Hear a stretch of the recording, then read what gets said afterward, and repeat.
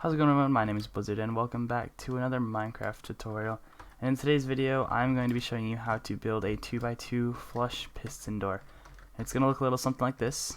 Have a flat flush wall, you can't see anything. Then you flick a lever and it opens up. And if we were to set it up with a button, we could do something like this, where we have an inversion going in. So it's always open, right? And then if you were to put a button on it, you could push the button, go through, and it would shut behind you. So if you ran through, it would shut behind you. Okay, now I'm going to show you how to build both versions. First, we're going to take a look at the cross section. It's just kind of a display of all the blocks you're going to need.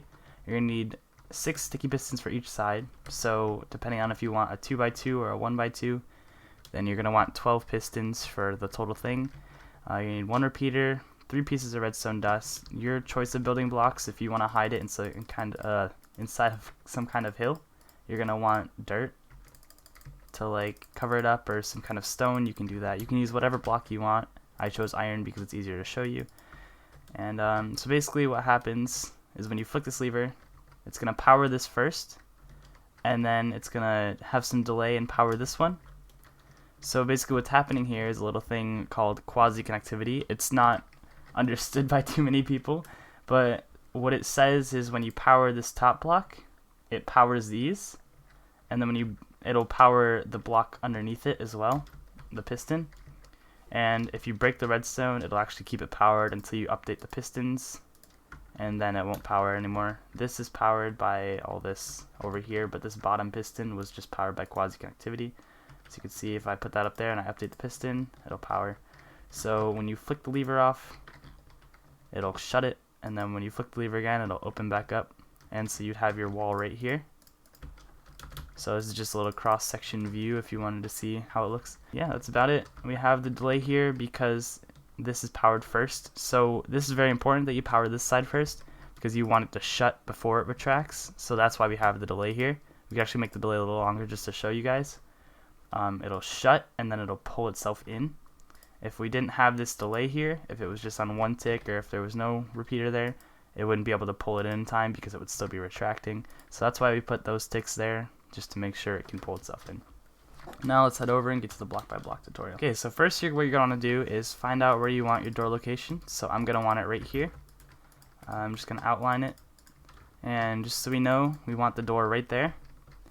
Alright, so now you're going to want to come over here inside, and you're going to want to go up against the wall and then go one more back. So you're going to place 4 pistons right here like that, so they're behind this wall. Okay, and then you're going to come over here and place another piston here and another piston here. So you get 2 pistons facing this way and 1 piston facing towards the wall. And then you're going to want to put blocks in here that you're going to want to insert right here. So these will end up right here. You just want to tuck them in the corner for now, and then we're going to do the exact same thing on the other side. So you're going to go to the wall and go back one and place your 4 pistons, and then you're going to want to make this L shape. So you're going to go to the back of the door and place those facing forward. You're going to take your block of choice and you're going to put it in there, and that's all the pistons placed. Okay, so now what you want to do is you want to make a little ring right here. So you're going to need a little bit of room over top of it, and then you want to make a ring around the outside. You don't need those are optional, but in a situation those would be just part of the wall.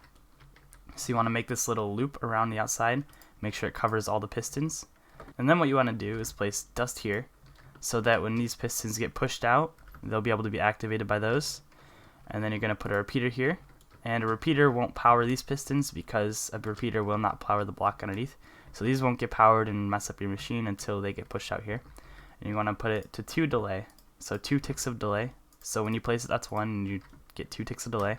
And then after that, you're going to place 2 redstone dust here. Okay, so you can have a lever going from wherever you want. I just use it up here for demonstration purposes, just to kind of show you how it functions. As you can see, those get powered after those ones get powered. You can have it running around the back, something along these lines. You have to make sure that it doesn't connect to these, otherwise that'll power first, and that's not what we want at all. So if you're going to have a hallway right here, you can kind of have something like this, like a little tunnel made out of dirt, stone, whatever. And then you have to make sure none of these blocks touch those pistons, or else that could be an issue. And so you can do something like this, where you have a block and a lever here, and you can run some redstone dust up here, and you have to make sure it doesn't again touch any of those blocks, but then you can connect it to these guys right here and it should be fine. It should be all hooked up. And so this would be your tunnel right here, and then this would be your wall right here. And you can either have it as a lever, so we'd have it so you switch it, or you can put a button there actually. If you take a button and you plop it down, the only issue with that is the door would always be in an open state and you would only push the button when you want to close it. So what we need to do is pick any block along this line. We'll just pick this one for demonstration. And if you put a redstone torch here, you'll see it'll go into an on state. You just break this lever up here, and it'll always be closed. And then when you push the button, it'll open up for a bit, and it'll close. And now another solution to a problem you may face is, wait, if I have the button all the way across the room, how am I supposed to get to it? Depending on how long the delay you want to be, you would take this coming out of the button. We're going to use 4 comparators for an example. So basically you would put them in a looping kind of order like this, so we have the redstone dust on both sides and then they go in a circle.